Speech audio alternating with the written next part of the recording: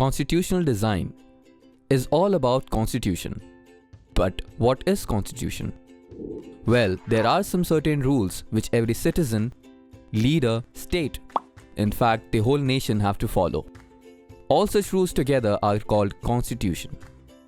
As the supreme law of the country, constitution determines the rights of the citizen as well as the power and duty of the government. But why do we need a constitution? Is it really that important? Let us understand this with an example of South Africa.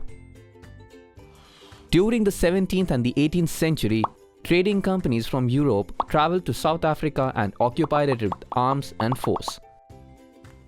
Whites settled in South Africa and became local rulers. They started a new rule known as apartheid system, a system of racial discrimination.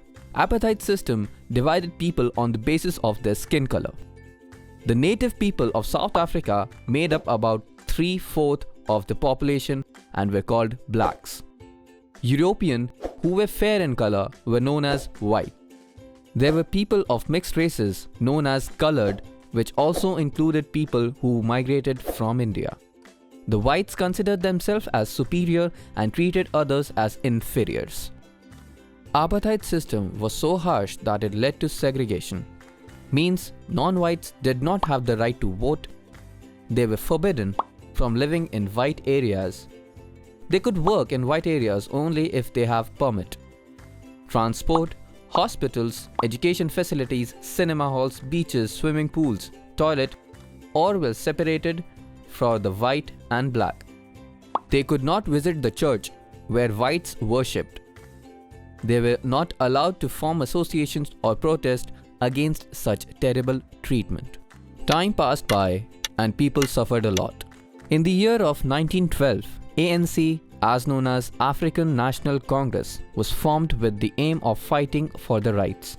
After 1950, the blacks, colored and Indians fought against the apartheid system. They launched protest marches and strikes. In 1960, white South African government banned ANC. But still, Nelson Mandela and few other leaders continued to protest. As a result, in 1964, government killed thousands of black and colored people, while Nelson Mandela and 7 other leaders were sentenced to life imprisonment.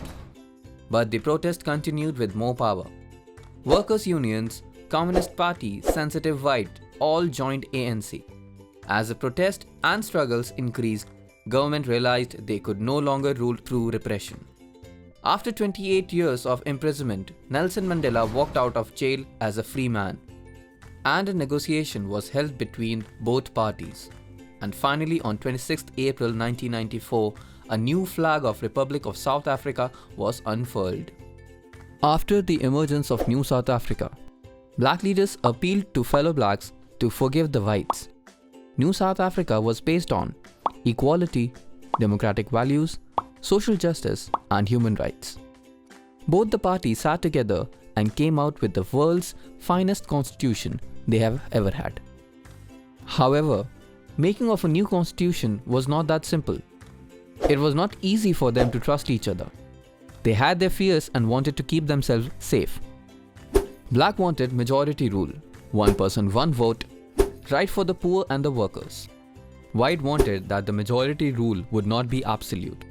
They would not take away the property of the white minority. After a long negotiation, both parties agreed to a compromise. But what was the guarantee that this trust will not be broken in future? So they wrote down some basic rules which everyone should follow, like how the rulers are to be chosen in future, what government can and what they cannot do, rights of the citizen.